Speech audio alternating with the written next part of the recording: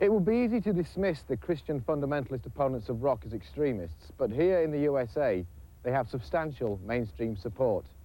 An influential group of concerned parents, headed by the wives of Secretary of State James Baker and presidential candidate Albert Gore, have successfully campaigned to get the record industry to put warning stickers like these on some albums. And they even managed to make rock music the subject of a Senate hearing.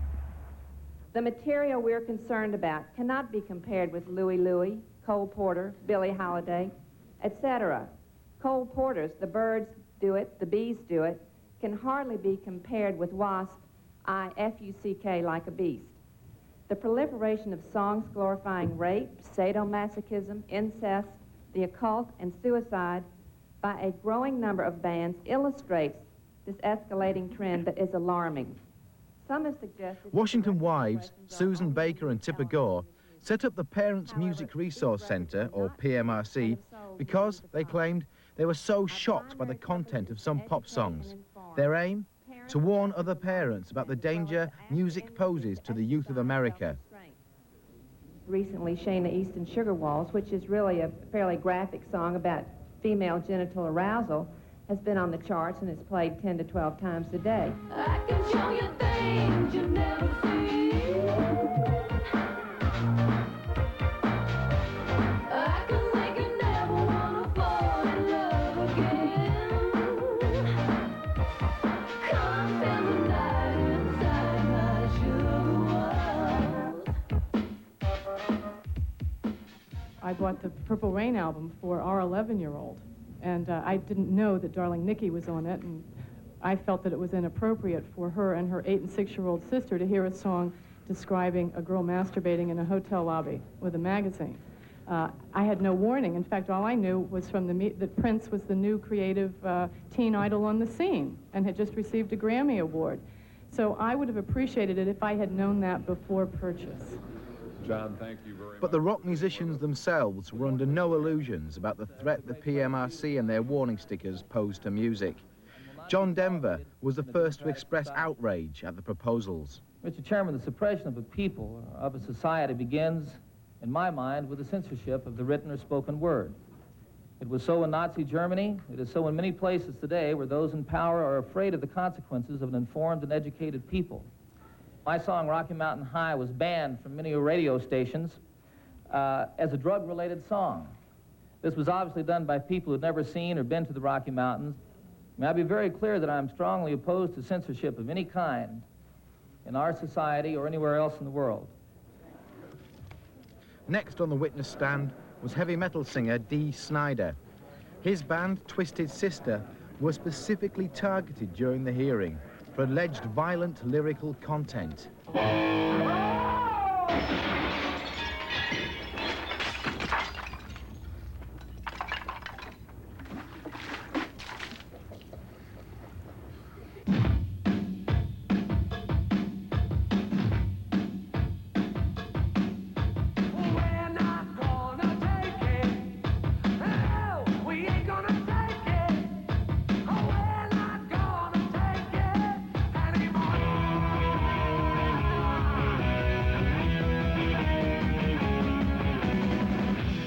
I'd like to tell the committee a little bit about myself.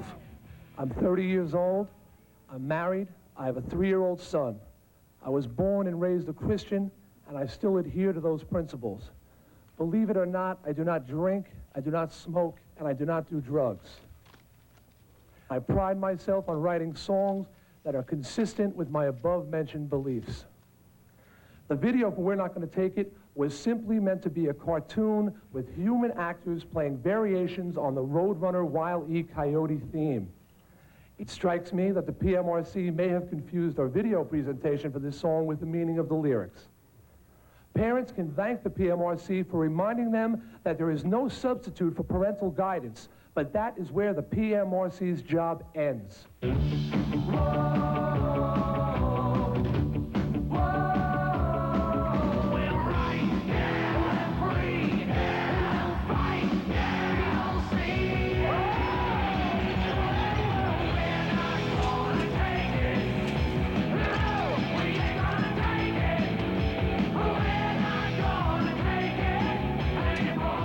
So why did the recording industry give in to the demands of the PMRC and agree to sticker records when the artists themselves expressed such strong opposition to what they see as the beginnings of censorship?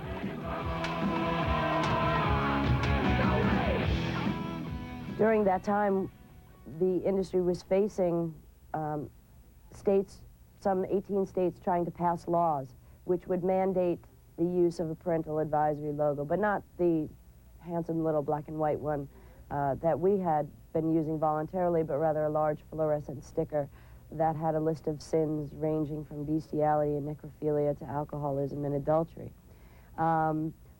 We defeated the legislation in all 18 states, but we're told time and time again by those state legislators that if they didn't feel the voluntary standard parental advisory logo was working and working well, that they would come back with their state laws and they would press for passage of those state laws. So how come the censors have got this far? Why is the recording industry being blamed for antisocial behaviour? Because the problems that face our youth today seem so insurmountable, be it AIDS or teenage suicide or drug abuse, teen pregnancy, what have you, because those problems are so difficult to address and to begin to solve that people rather are looking for an easy way out and are looking for a scapegoat. And they are blaming rock music and they're blaming the arts, and that's unfortunate. Attempts to sticker and censor rock musicians have led to howls of outrage from anti-censorship groups. Suzanne Stefanak heads one such organization in San Francisco. I think the fact that the major labels are imposing labeling on some of their artists is fairly laughable.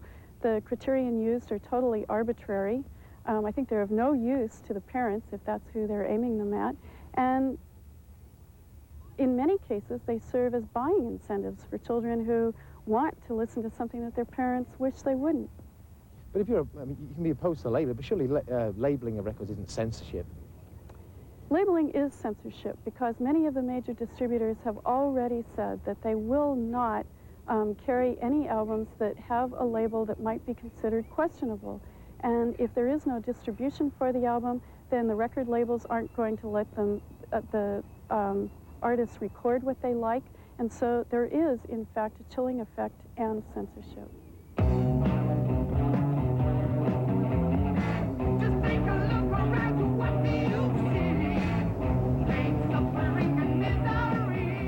To add weight to their case, the opponents of rock have searched small-town America for individuals with powerful and emotive stories, which have provided the Christian fundamentalists with some of their most potent propaganda. When he was 16, John Tanner was an average high school student with a passion for Black Sabbath. One day he had a row with his girlfriend over the phone. After she hung up on him, he went to his room, put a shotgun to his head, and fired.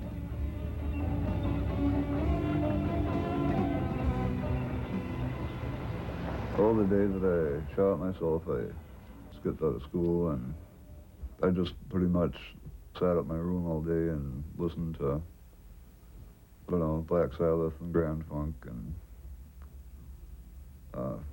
you know, I'd work myself into a state of mind that, you know, I was taking everything as really depressing. And that evening, about 4:30 or so, got in an argument with my girlfriend on the phone, and then I figured, you know, that was it, and went upstairs and just grabbed my shotgun and put it up under my jaw and said, "Oh God, I'm coming home," and hit the trigger.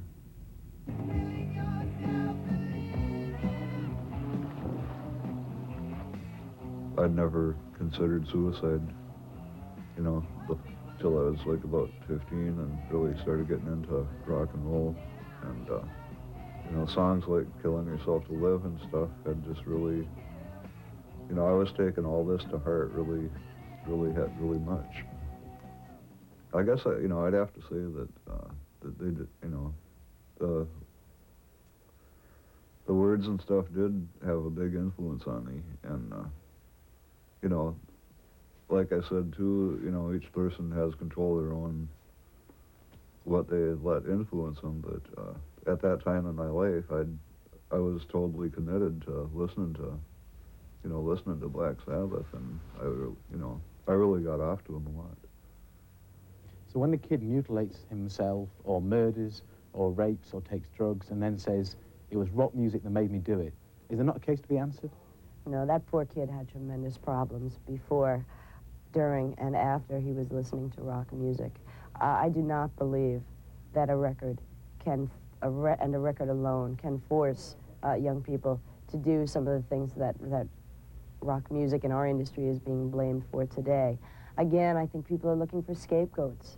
You know, if your kid is sitting in his room listening to the same record over and over for 8 hours, I don't care what that record is, you might want to think about knocking on the door and saying, Johnny, is everything okay in there?